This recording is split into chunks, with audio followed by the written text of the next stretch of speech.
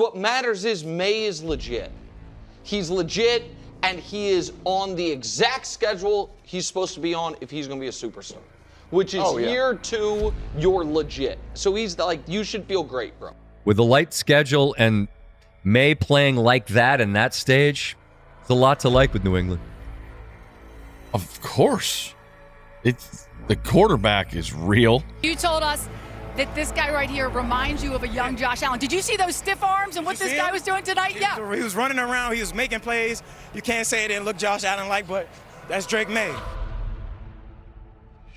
Coming out of the 2024 NFL Draft, the New England Patriots felt they had their man of the future. Sure, Drake Maye was the rawest quarterback in the class, but the prospect of what he could turn into had the Foxborough faithful reminiscing on the glory days. In just his second year, Maye looks like the best QB from that stacked class and is making his case for the MVP award with some marquee performances. With the right coaching, an improved offense around him, and all of the talent in the world, Drake Maye is on track to fulfill every ounce of potential he has, which is exactly what the rest of the NFL was afraid of. To understand why Maye's performances in 2025 mean so much, we have to look back at what the expectations for him were coming into the NFL. You're going to hear him extensively compared to Josh Allen as a boom-bust prospect with all of the physical tools to succeed, yet desperately in need of some refinement. Yes, scouts thought that his ceiling was that high, but they also feared that his floor was woefully low. I don't care what it is. You watch the best games in his career, right? Yeah, you'll see a few of those throws, but for every one of those throws, there's 5 of like, what the hell is that throw, right? There's no way evaluators, coaches, quarterbacks, any of that are going to be able to get behind like right now and Drake Maye and go, oh yeah, he's ready to go. He should be the number 2 or number 3 pick of the draft. No way. There's too many things about his game that need to be polished, better, improved, whatever it may be, right? It also didn't help that he was in a class loaded with QB talent, especially with more established, ready-made products like Caleb Williams, Jaden Daniels, Michael Penix, and Bo Nix. Maye's biggest selling point was his upside, which obviously meant that in selecting him, you were also committing wholeheartedly to developing him. However, those who watched him play in person at Chapel Hill were convinced he was worth the risk. This North Carolina native was going to be a star. I've called a couple of Drake Maye games. I will not be alone in thinking he is going to be in conversation for the number 1 pick. I promise you that. He's got a lot of Big Ben in his game. Big Ben. Yeah, big time. Okay. And then big, athletic, powerful dude, still sloppy mechanically a little bit, but great vision, great feel, throws a beautiful different leveled or layered football. He's awesome. Sounds like you're in love. I think he's a superstar in the NFL. I do. On top of Maye's heroics on the field, draft analysts were beginning to learn their lesson about doubting the Josh Allen type of prospect. I learned so much from poor opinions of 2 guys specifically, and I've learned a lot. Herbert and Josh Allen. And coming out, I wanted to nitpick, and I wanted to do all these things about it, and yet I could have cut and pasted exactly what you just said about Drake Maye for those guys. The size, the live arm, the intelligence, all these things that are like, well, yeah, and I knew those, but I was like, well, his completion percentage, and well, it's just not that accurate, and this and that. And Maye is more accurate than both of those guys were at Oregon and Wyoming, respectively, at least in my estimation. I learned a lot from missing on those 2 prospects. You know, Justin Herbert, I saw the size, the arm strength, the athleticism, the intelligence, the toughness. I looked at all that and said, I don't know, he's a little bit robotic, and they don't really push the ball down the field. Auburn game, the end of the game, he threw it out of the back of the end zone. You know, it was like, that was a lesson. I'm with you. That was a good lesson for me. It wasn't just analysts who had this epiphany about doubting what's right in front of you, but NFL front offices too. Because Maye didn't have the college accolades to match your Caleb Williams, Jaden Daniels, and JJ McCarthy's. But once he got into the room with NFL scouts, they damn near fell in love. On the Giants' Hard Knocks series, head coach Brian Daboll, widely credited for developing a certain Josh Allen in Buffalo, visibly lit up during Drake Maye's combine interview. Gundolphin right. Gundolphin right, 72, Tundra, float, H angle. Gundolphin right, 72, Tundra, float, H angle. Yeah, so Tundra stands for what? 200s. 200s, and what does float stand for? It's got the corner of the out. Flag, we call it a flag, so I mean, we end up saying corner flag, but it's flag. With the so out, flag, and the angle is an angle. You got me on that? Easy stuff. Then you use Rita to the right, Linda to the left. It was a flip formation. Good? Rita to the right, Linda to the left. 72, 5-man protection, slide to the will. So if the strength of the formation is right, what formation is that again? Yeah, Gundolphin right. Yeah, right. He's there. The will's over there. The line would slide there. We'd say 72 Rita. 72 Rita. Gotcha. So let's say this before you go to the next one. So again, Maye had the potential to be the next Josh Allen, but by that same token, he had to land in the right spot to fulfill that potential. Come draft night, Daboll's Giants had no shot of taking him at 6th overall. Instead, at pick number 3, Drake Maye was headed to New England. Rather ominously, legendary Pats head coach Bill Belichick was apprehensive about the pick. Well, I think that's certainly a top need for him. It's quarterback, tackle, and wide receiver, and so, this is one of the top needs. Drake compares himself a lot to Josh Allen. He has been doing that for quite a while. We'll see about that. I think there are some similarities in terms of, size and athleticism. Josh Allen's a pretty special player now, so. But with first-year head coach Jerod Mayo in charge of the Pats, this marked the beginning of a new era without Belichick in the building for the first time since 2000. Nevertheless, expectations were high. As quarterback of the New England Patriots, comparisons to Tom Brady are inevitable, and the man who helped mold him into the GOAT, longtime Pats OC Josh McDaniels, made clear before the season that developing Drake Maye properly had to be the priority for the 2024 season. Ultimately, his face in Drake Maye's hands. Yeah. I mean, that's what it is. Yeah, they've talked about it all year. I mean, from what I've heard, that's obviously going to be paramount. Yeah.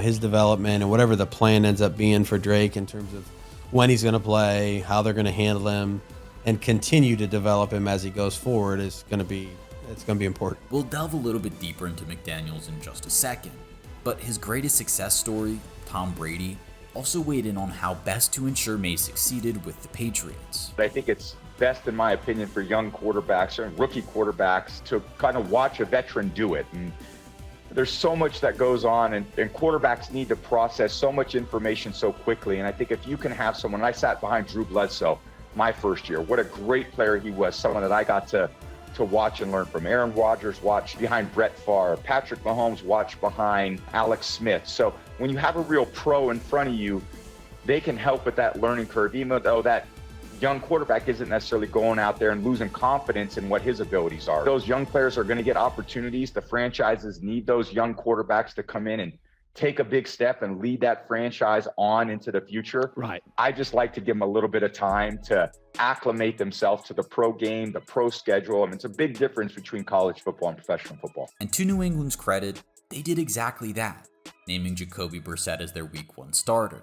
Maye impressed in cameos up until Week 5, when he took over starting duties and never looked back. Although he won just 3 games, there were encouraging signs of the rookie's growth into an NFL starter.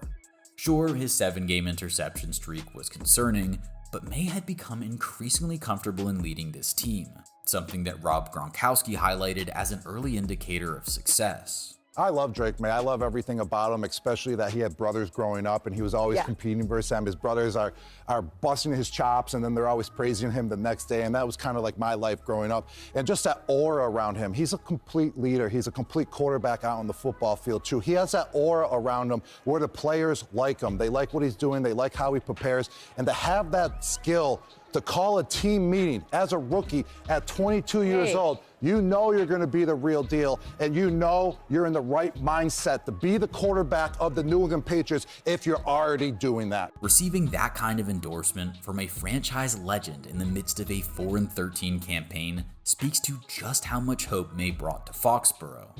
But the rebuild was far from over, and in fact, appeared to stall when the Pats fired Jerod Mayo mere hours after the season finale.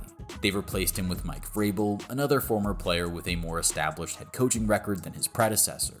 Most crucially for Drake Maye, Vrabel brought Josh McDaniels back into the fold as offensive coordinator for a 3rd stint in New England after an ill-fated head coaching tenure in Vegas.